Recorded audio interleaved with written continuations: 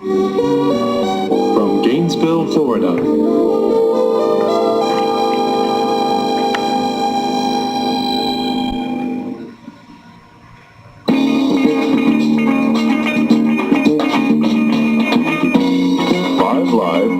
Conversation from the University of Florida, a discussion of social, political, scientific, and religious issues of the day. Your host is Dr. Michael B. Gannon, Professor of History and Ethics and Assistant Dean of the College of Liberal Arts and Sciences at the University of Florida.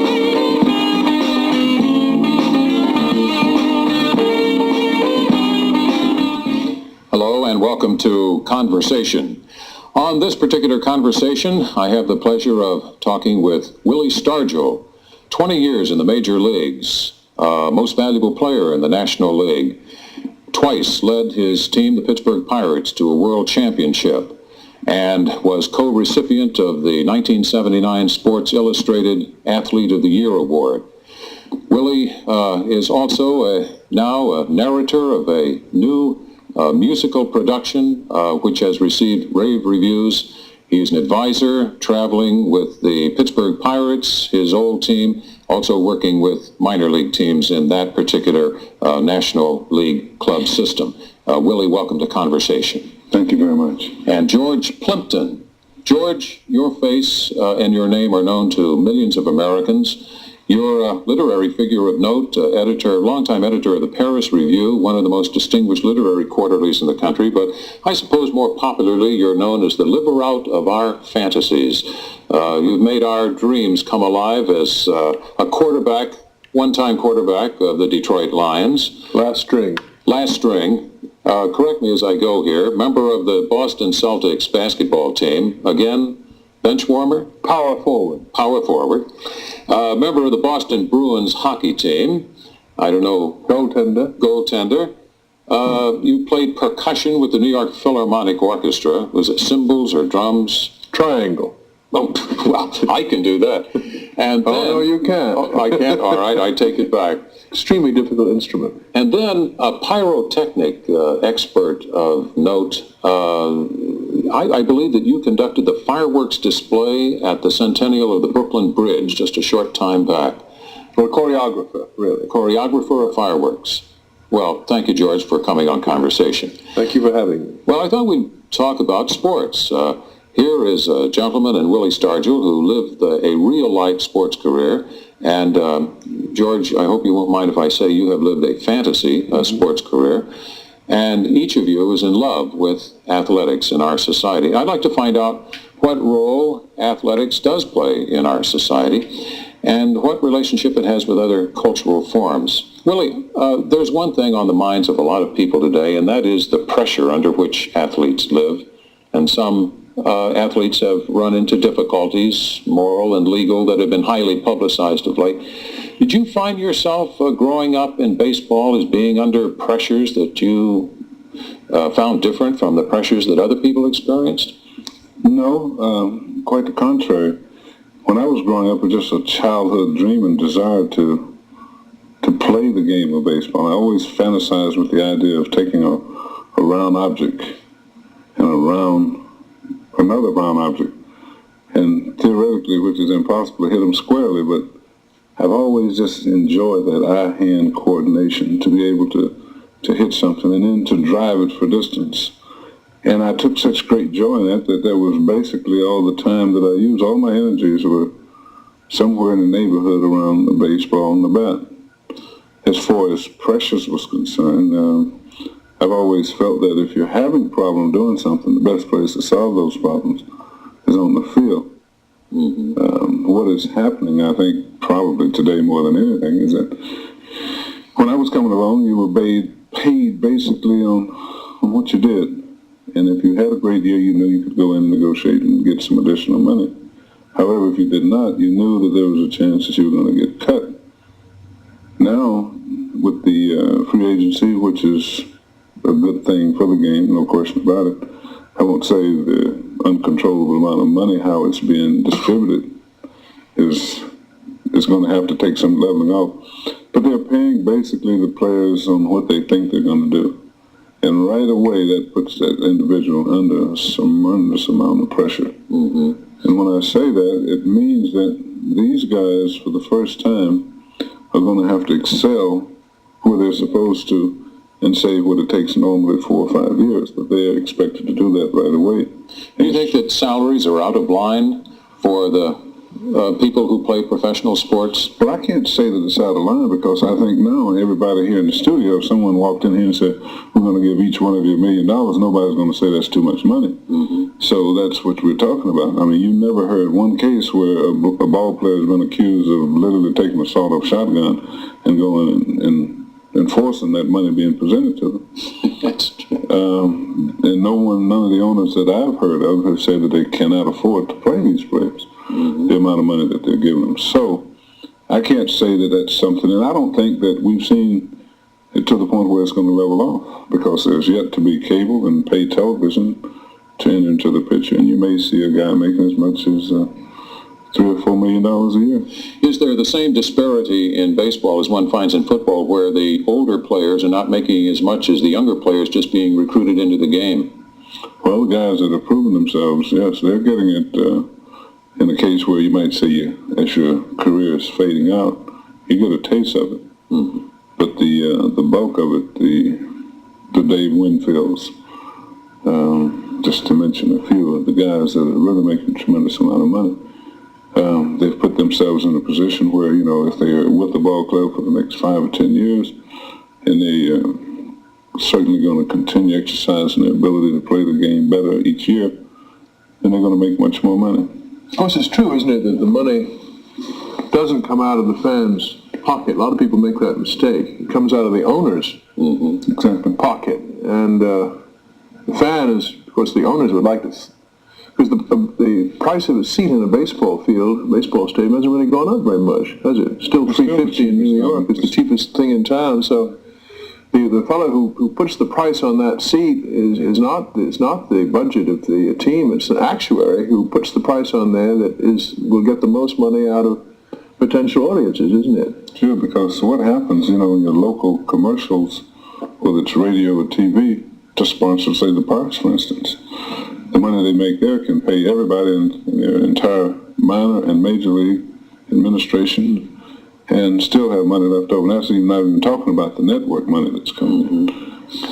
It's a tremendous and very lucrative business, which you expect a person who forks up the amount of money to run a business, you expect that person to make money, and they do. Yeah. I think one interesting thing about the money is that, of course, there is something wrong with a society which pays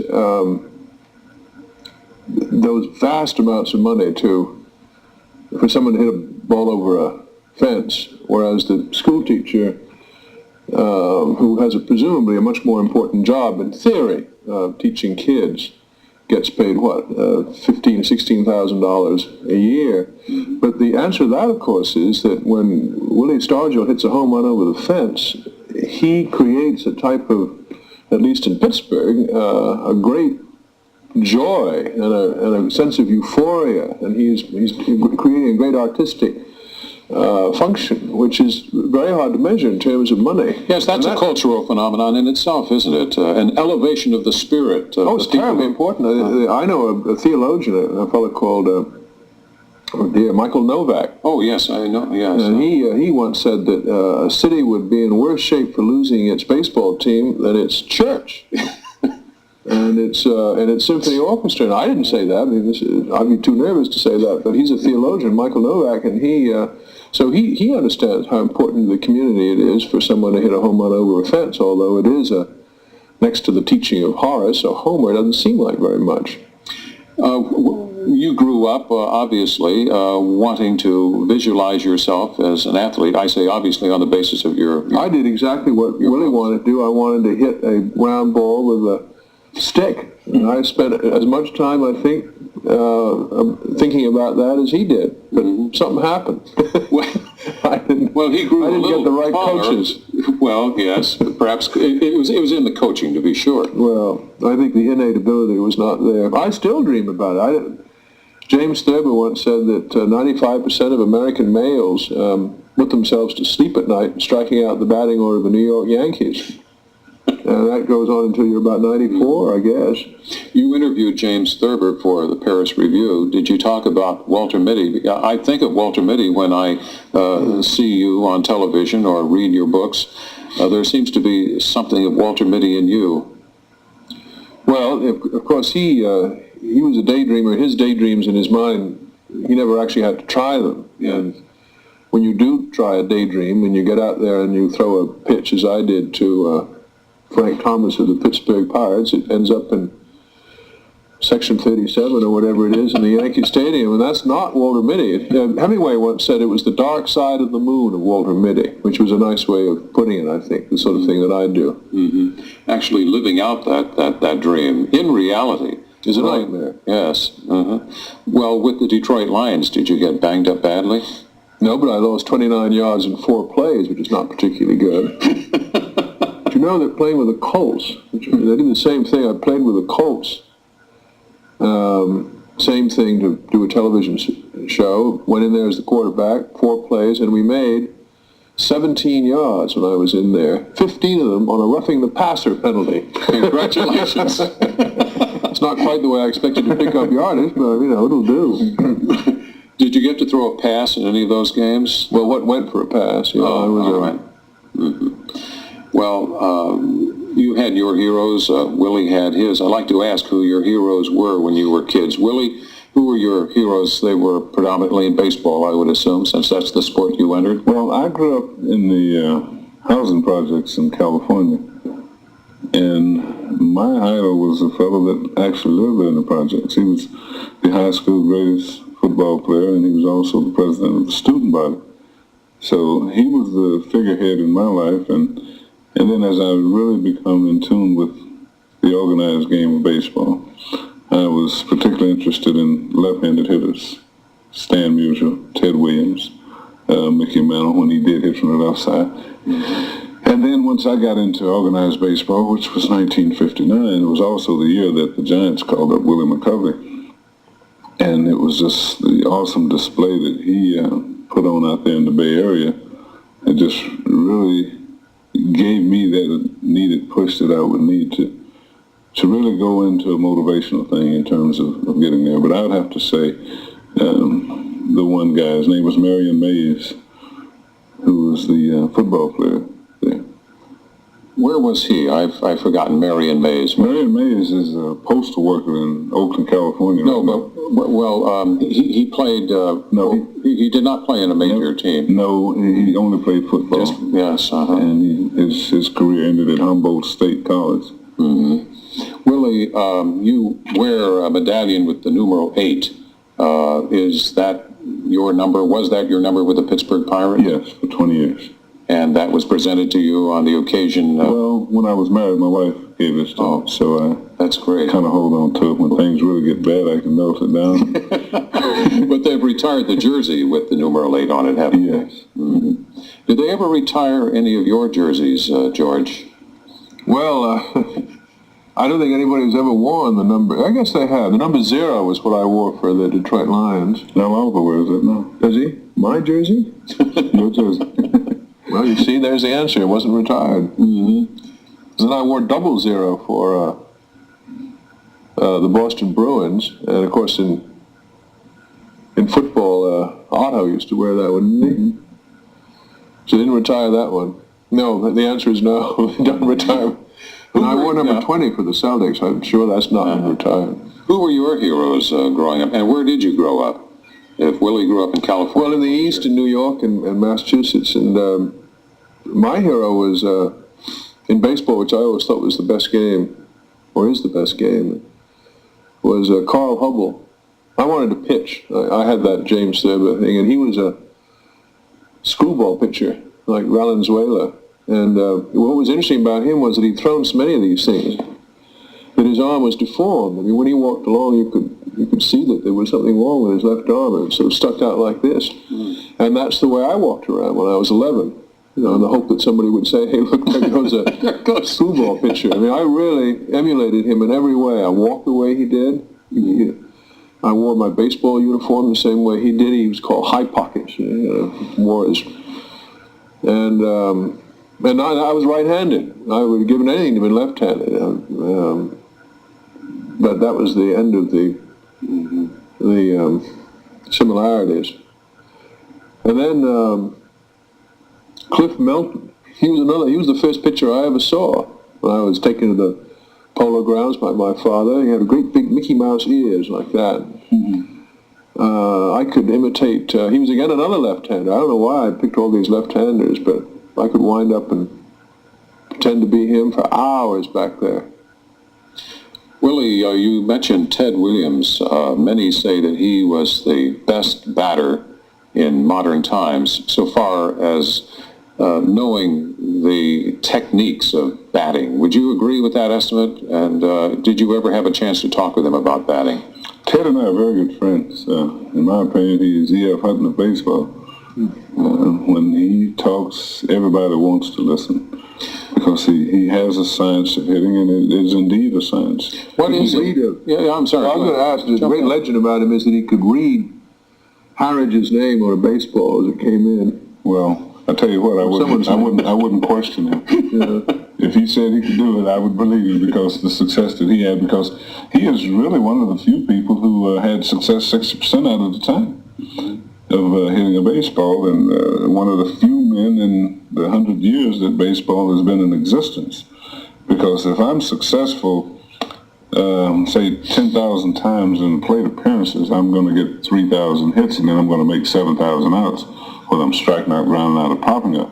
However, Ted Williams didn't do that. I think the next person active today might be Rod Carew, who may be on a 3.6% average as opposed to that. But Ted Williams, without a doubt, he has a book out, The Science of Hitting, and I've read this book many, many times, and each time I read it, it's like reading the Bible. You get a completely different version of what he's saying, and then you can implement these things, and sure, they do exist. They're documented, so. How much of a science is it? I mean, could somebody step up with just an absolute natural, I mean, hitting a ball you would think would be the most natural thing in the world. Can someone, have there been hitters who just have never had to read a book called The Science of Hitting, who just step up there and hit 390 or 400? What I believe in, first of all, and I'm no one to be a complete judge of anything, but I think you get a good athlete, period. And for 1 year, you can put a baseball bat in his hand and put him around good athletes that know the game of baseball. And just by his ability to adjust and do various things, that particular person will become a great baseball player. Same token, if you put a football in his hand, or basketball, or tennis racket, or golf, good athletes can do just about anything. So that if Elway had decided not to go with the Denver football team, he possibly could have had a great career in baseball. You doubt it? Yeah. From what I was told. Oh. And I haven't seen Elway play, but I understand he did not have what you look for in hitting bat speed. Oh. So it didn't transfer well in his case? No. But what I'm saying when I say a good athlete, you talk about a kid that's on a high school level. And in high school, when I was coming up, we played virtually all three major sports. And we did very well. But it's that little intangible thing that calls the heart and where your soul really lies. I've always wanted to ask somebody like you this question, Willie. Usually in high school, as I recall high school, the best player on the team ended up the pitcher. He was also the best hitter. He was the best all-around athlete. And yet, as players moved into semi-professional baseball or professional baseball, the pitchers became so specialized in pitching, they neglected the batting game, or so it appeared, because pitchers are not noted for their prowess at the plate. What happened along the way? Because if a pitcher is still such a fine athlete, could he not have maintained his ability as a hitter? Well, I would have to say to that, if a guy is really going to be a good pitcher, it requires so much of his time and effort and mental thoughts, and he really doesn't have the time to take that it takes to consistently be a good hitter. I mean, hitting, you've got to, and how I would teach hitting if I had to teach it today, is someone that does have to spend at least 5-10 minutes a day hitting, learning how to hit line drives all over the ball field. And then if they have that God-given talent of being able on occasions to drive the ball for a considerable amount of distance. Then, too, work at that. But it's an 8-hour job, mentally and physically. You just don't never stop hitting or becoming a student of it. You said you meant 5 hours. 5 hours a day You instead said of 5 minutes. No, I mean 8 hours a day. 8 hours. All right, all right. But I'm saying hitting baseball, if you can hit for 5 minutes a day, but your thought pattern is going to run 8 to 10 hours a day. Oh. George, you said that baseball was your favorite sport, or at least you thought of baseball as the greatest of all the American sports. Why didn't you don a baseball uniform? Or perhaps you did, and I didn't read that book. I did. I wrote a book called Out of My League. Oh, yeah. I'm sorry. In which I pitched in the Yankee Stadium in an all-star game. And I pitched to Richie Ashburn and Willie Mays. Got Willie Mays out. Did you? Yeah. Wow. Pop-up. Up by those monuments. Wow. Very long time. You wrote a book called Shadow Box. Did you get in the ring? I was in the ring. I got in. Well, the book was really about Muhammad Ali, who was a great hero, and I think indeed the sort of great Titanic sports hero of our decades. But I did. There is a chapter in there about getting in the ring with Archie Moore, who was the light heavyweight champion of the world. Mm-hmm. Another fiasco on my part. Don't get into the ring with anybody for that matter. One More July, you wrote, and what was the theme of that particular One More book? July is a book with Bill Curry, who's the coach, if I can whisper the word, Georgia Tech, and was a great player at center at Baltimore, and then at the Green Bay Packers. Started with the Green Bay Packers, and one of the most articulate, interesting men out of a sport. He's one of the very few sports figures I've known who really took an interest in his constituency and was interested in. He'd go and sit with different people at the team dinners and so forth, where people tend to get into their cliques and sort of settle in there. But he would have been a very good journalist, and so I did a book with him about his football career, which was with a lot of clubs, and as I say, carrying around this extraordinary journalistic curiosity. Mm-hmm. It's a better book than Paper Lion, I think, about football. Paper Lion is the book for which you became best known for a long period of time. Of late, people have noticed you prominently on television, promoting a particular product, which we can mention or not mention as you wish. Do you play video games yourself? I did. I have two children. One is 6 and the other is 12, and they love those games. Mm-hmm. And so occasionally they sucker me into them and wallop me. I think a lot of people worried about the impact of such games, but I think like anything taken in moderation, they can be a very interesting adjunct to education, to entertainment. When I was down in Miami the other day, all the Miami Dolphins, when they're not on the practice field, are sitting there playing in television football. You'd think they'd be sick of the game, but they're not. They sit there and play themselves in miniature on the screen. It's the darndest sight to see a 280-pounder really intensely upset at losing a couple of yards there on the video screen. We may have national championships as that develops. Well, there are some of those games where they do have championships. There's an in-television game. I went and gave out prizes at a championship in Pittsburgh. There were hundreds of people that competed all over the country. A game called, they had to play 5 different games, and they were a tremendous competition. One quick question here about fireworks. How did you get into that? And why are you the fireworks commissioner for New York or whatever it is? Well, I invented that. There's no such thing really as the fireworks commissioner, but I did go to the mayor once and say I would like to be. He wanted me to become a commissioner of something else, and I couldn't do it, so we invented this bogus commissionership. Well, I think fireworks is the 8th art. I can't think of anything which gives us such visual splendor as an enormous fireworks show. And indeed, in the past, it was considered one of the arts. It's very much like music, except it's a symphonic effect on the eye rather than the ear.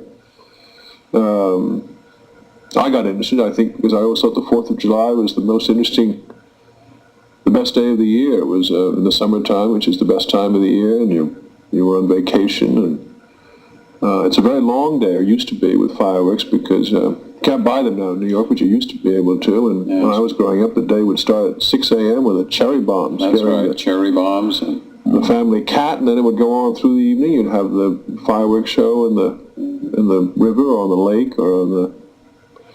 So it was a long day. It was somehow better than Christmas. The weather was better, and there were no disappointing presents. And, and you had this wonderful paper bag full of these things. There was always a little bit of frisson of danger involved. And then in the Army, I was a demolition expert, which for some reason it was absurd. So I've always had an interest in things that go up, that make loud noises and affect changes in the sky. And one of the great, and I think also I've never met a writer who wasn't fascinated by fireworks, because writing is so difficult. You sit down at a typewriter, it never comes out the way you want to, but you touch a flare to a big aerial shell, and it goes up, and it does everything that you want to do as a writer. Yes. People go, wow, and they're impressed. it's a great paragraph.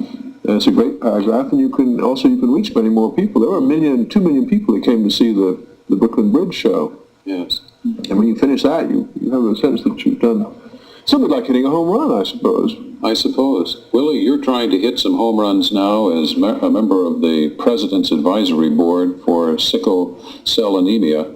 How close are we getting to a good treatment or cure? Well, I don't bring a bear of good news. The federal funds have cut off and cut back in a lot of areas, including sickle cell. To give you an idea, it's being put on an umbrella with other genetic-orientated diseases, and there's roughly about 200 of them. And it's just fixed income in terms of how that money is distributed among all these 201 now that sickle cell is there. Sickle cell at one time had roughly 19 million that was responsible for the United States and the people who were religiously doing things. Pittsburgh alone could use right around, the state of Pennsylvania could use right around $10 million. Excuse me. So the upside of that would be that the communities were taking a real first-hand look at this and saying, let us collectively do something about the local treatments that they need to have done in their respective communities. And that's the good side of it. Hopefully, if they see these kinds of things being done on a community level, the federal government will indeed come back and allocate more money so that they can continue this as they did in polio, religiously have people working around the clock, and hopefully come up with something in terms of a major breakthrough. I hope that happens, and I want to thank both of you for being with me on Conversation, Willie Stargell and George Plimpton. And I want to mention that you are brought to our campus by Accent, which is the Speaker's Office of Student Government, which does such a fine job of bringing outstanding individuals to talk to our students and faculty and members of the surrounding community here on campus. I appreciate very much your taking time out to join me on Conversation, and I wish you all the best. Willie, in your new careers, and George, in your exotic careers, and hope that we have you back again sometime soon. Thank you very much. Exotic dancing, that'd be interesting to do. Go for it.